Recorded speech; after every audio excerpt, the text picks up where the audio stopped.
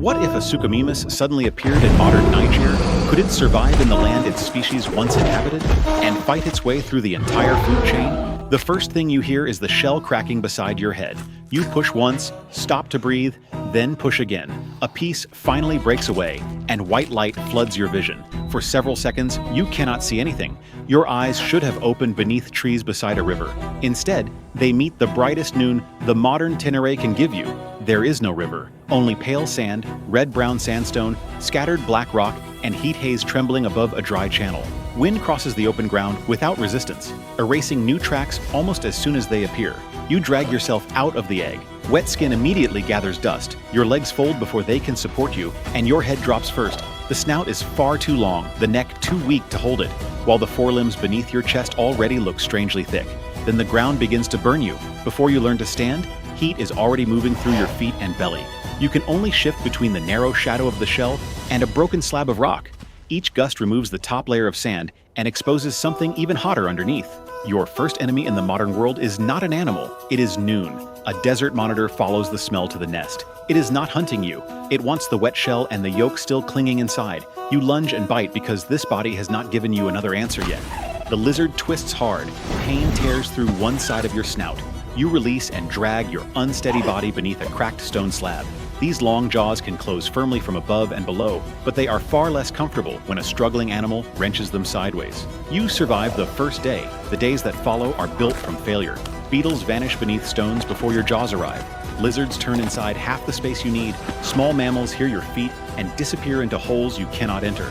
Every failed chase costs more water than one mouthful of meat could ever repay. So hunting is not what raises you. The desert does. A lizard dried beside a rock, meat left on an antelope skeleton after the vultures rise. Skin, tendon, and scraps that stronger scavengers decide are too small, too hard, or not worth defending. You learn to watch circling birds, wait for everything larger to finish, and approach last. This is not hunting. You are living in the spaces between other animals' meals. By the time you are nearly 1 meter long, the shallow wound on your snout has become a scar that will never disappear. Carrion carried you through the first stage of growth, but the dry season has removed the last moisture from almost everything you find. Hunger is still following you. Now thirst is catching up from behind. At nearly 1 meter long, your long mouth still seems useless. There are no fish here, only beetles, lizards, rodents, and everything else that can turn faster than you. Again and again, you lunge and close your teeth around nothing but sand. Hunger makes the body weak, thirst makes it stop. You begin following hoofprints, they end in another dry channel where several antelopes scrape away the surface with their forefeet, drink quickly, and leave. You copy them. Your forelimbs are unusually powerful for a large theropod. The oversized inner claws break into packed sand and pull it aside layer by layer. Dry grains darken, then turn damp, and finally feel cold. Water slowly gathers at the bottom.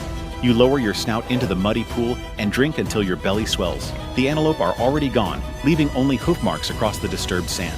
For the first time, you understand that the animals of this age do not need to understand your body to teach you how to use it. The first time these claws save your life, it is not because they kill something, it is because they find water. By 1.5 meters, carrion is no longer enough. Your body is growing faster, while every carcass in the desert is usually stripped before you arrive. You need meat that is still fresh. A hare finally turns the wrong way inside a narrow wash. You block the exit, pin it against the bank, and earn your first real kill. You manage only a few bites before 2 striped hyenas appear. The male steps into the channel with the hare along his back standing high. While you face him, the female rushes in, seizes the hare by one hind leg, and drags the entire carcass between the rocks.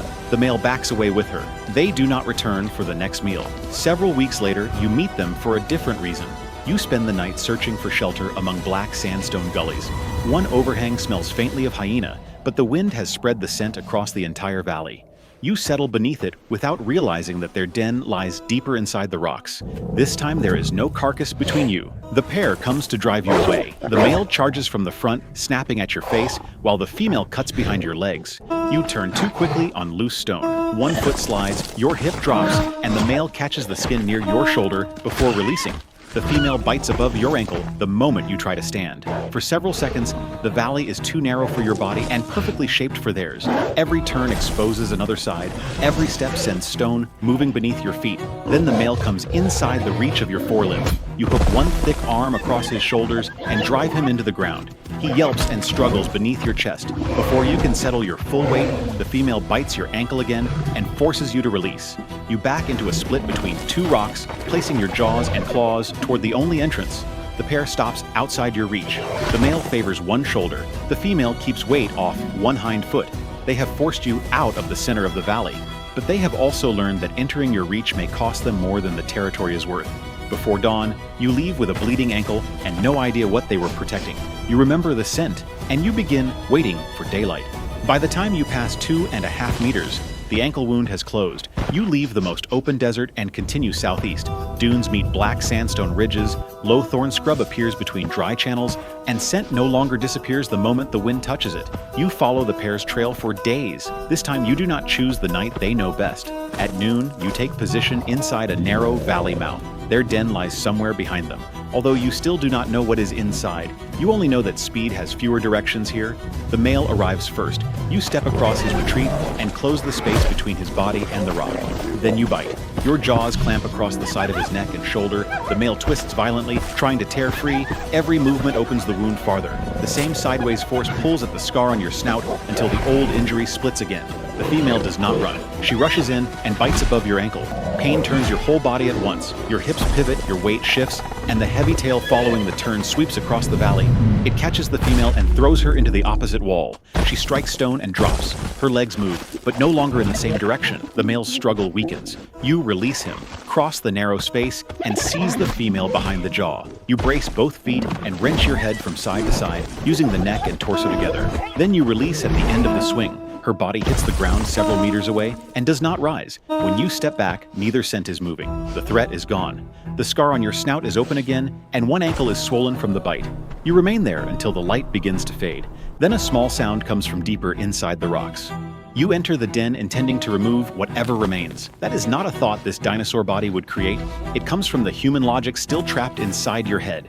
Once the danger has been found, do not leave something that may grow and return. But there are only 2 young striped hyenas inside. They can walk and chew meat, but they cannot survive alone. Both press into the deepest crack with their teeth exposed and their bodies shaking. They do not come toward you. They do not ask for help. They only wait for you to finish whatever you entered the den to do. Bones from many small meals lie beside the wall.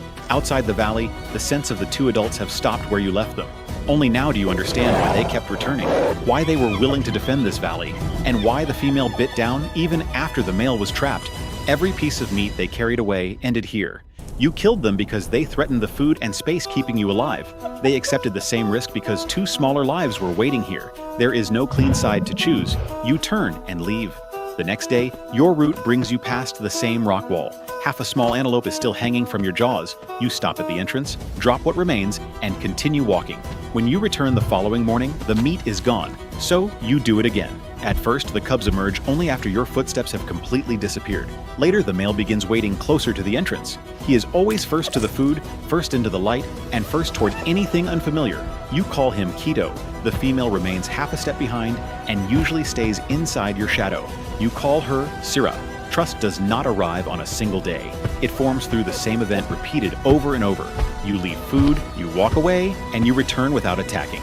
Weeks later, fresh tire tracks pass close to the den. With the same forelimbs that once dug for water, you clear loose stone from a safer crevice. Then you lift Kito and Sira one at a time by the loose skin behind their necks and carry them away from the road. You never entered that den intending to become anything to them.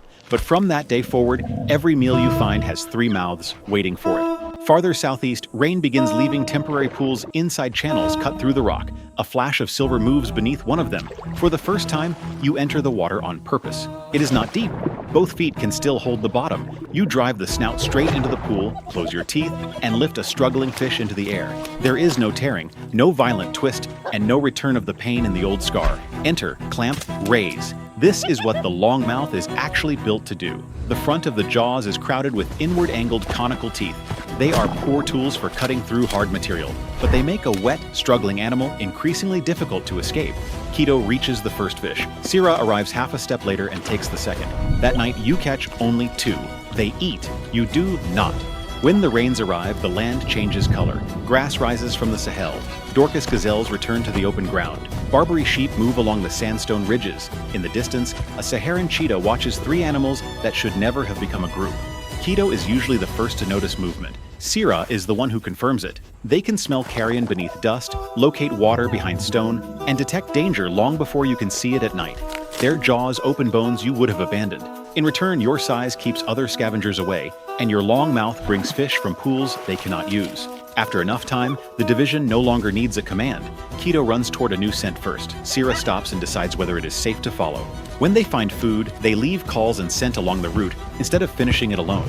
You hold the space. They find what you would never have noticed. The three of you repeat the same routes. Soft sand traps, heavy bodies, and vehicles alike, so movement is forced into a few gravel corridors and dry riverbeds. One passes beneath a shelf of wind-cut sandstone where you shelter during the hottest hours. The right edge of the track still looks hard, but seasonal water has hollowed the ground beneath it. Only a thin crust remains. You know every turn here. You are not visiting this place. You have lived in it. By the time you approach 7 meters, Kito and Sira barely reach your knee. Kito still walks first. Sira still remains inside your shadow. Several more rainy seasons pass before you reach the shallow edge of the Lake Chad Basin. Kito lowers his head to drink. A faint line appears on the surface. You follow it and realize that it is not coming toward you. It is aimed at the lowered head in front of you. A Nile crocodile explodes from the water. Before its jaws can reach Kito, you are already moving. Your feet break through the shallows, and your shoulder hits the crocodile from the side. It has committed all its force to the lunge. Its limbs have left their support, and it cannot change direction in midair. The impact knocks it off the attack line. It strikes the bank and rolls through the wet mud. You do not give it time to return to the water. One foot crashes down behind the shoulders. The crocodile twists, its tail cutting a deep trench through the mud, and nearly drags itself free. You step away before the jaws sweep across your leg, circle the head, and charge again. This time, you clamp onto the thick muscle along the side of its neck. Both feet drive backward as your entire body pulls inland, rolling it another half turn and dragging it farther from the water. You release and move forward. The first step comes down, then the second, then another until the tail stops moving and the open jaws no longer close. The pale belly remains facing the sky. Suchomimus means crocodile mimic. The first time you meet the real thing, you drag it onto land and kill it there. The fight begins for one reason. Kito is between those jaws and the shore. Afterward, all three of you feed. Kito is still the first to reach the carcass. Sira waits until you open a softer place. By sunset, all three bellies are heavy and the shoreline is quiet again. Only after darkness settles do headlights appear beyond the reeds. For the next several weeks, no animal comes close to the three of you. Then one evening, Kito does not return. He has always been the first one out, first toward food, first toward a sound, first to the water, first to anything unfamiliar. Every other time, that habit eventually brought him back. This time, only Sira returns. She circles you once, lowers her head, and begins moving away from the water. After a long distance, she stops. Her entire body stiffens, and she refuses to take another step. Kito lies beside the remains of an antelope.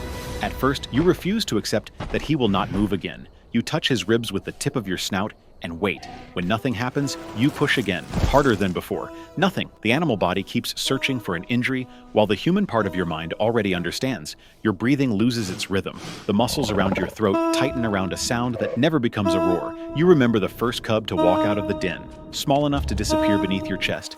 You remember the first mouth at every fish. You remember breaking the shallows apart to pull that same head away from a crocodile. The poisoned bait was not placed for Kito specifically. No one needed to hate him. He was simply the first animal to reach the food again.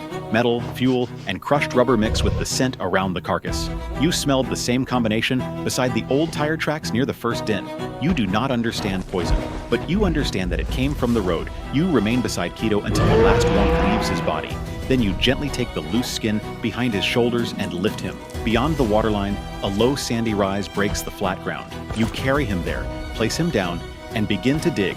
The claws that once opened the earth for water push dry sand from the pit, one stroke at a time. When the pit is deep enough, you place Kito inside. Sira remains at the bottom of the rise. Only after the sand has covered Kito and nothing but his scent remains at the surface does she come closer. You smooth the last layer, press the edge down with one foot, and remain beside the low mound until dark. When you finally turn away, you do not continue along the water. You begin following the road. After that, you begin to watch. Night after night, two vehicles enter the valley through the same gravel corridor. Their order never changes, and the distance between them is almost always the same. You count headlights, you count voices, you count how long it takes the second engine to appear after the first one passes. When they return, you are already hidden inside the sandstone shadow. The first vehicle enters the narrowest section. You charge out. The driver sees a massive body fill the headlights and jerks the steering wheel. The outer tires leave the hard ruts and drop into loose gravel. At that exact moment, your shoulder strikes the rear side of the vehicle. You do not lift the entire machine. You only remove its last piece of balance. Speed, panic, and the collapsing road edge complete the rest. The vehicle rolls down the slope several times, tearing the fuel cans from its roof and breaking them against the stone. The second vehicle rounds the bend and finds you waiting. Brakes scream across loose gravel. Its headlights vanish below the road. When the dust settles, both wrecks lie close together. The people inside are unconscious, the doors jammed, and fuel is running between them. There is no fireball. The smell comes first, then a thin line of flame crawls from beneath one chassis and follows the spilled fuel toward both vehicles. The people inside have not awakened. Later, no one walks out of the fire. You remain beyond the heat. You do not approach the windows or touch anything burning. The fire has already closed the road for you. The collision cracks ribs along one side of your body. Your right forelimb hangs lower from then on and never lifts fully again. It is the same hand that found underground water, opened the safer den, and carried Kito and Sira into the light. By morning, only 2 blackened frames remain at the bottom of the valley. No one knows why 2 vehicles rolled at the same place. No one is prepared to believe that a prehistoric animal deeper in the valley has learned to wait for headlights. No witness carries your existence out of that fire. You do not become king of this land. You become a blank place on its map. Many years later, wind uncovers the sand beneath the sandstone shelf. A section of old tire track appears. It runs for several meters and then suddenly ends. Sira eventually brings 2 cubs into the shade. They do not know you. They only know that their mother does not fear your scent, so they learn not to run from it. You remain outside the den, not part of the family, never a threat to it. The cubs grow, and the fur around Sira's muzzle begins to pale. After one dry season, only younger scents remain among the rocks. You still bring fish onto the shore and guard the den at night, but no one runs toward you the way Kito once did, and no one remains at the edge of your shadow in exactly the way Sira did. The new generation accepts your presence without knowing why you stayed. Your body continues. That is the final thing you lose. Not to a crocodile, a vehicle, or the desert, but to time measured on the scale of another life. Eventually, your stride shortens, and the injured forelimb remains close against your chest. One morning, you follow the water south again. You never return. They watch you disappear into the distance. You are not one of them. They will never understand why you woke inside the bed of a river that had vanished long before their world began, or why you chose to spend an entire life guarding this shoreline. You believed you had spent your life looking for a place where this body could survive.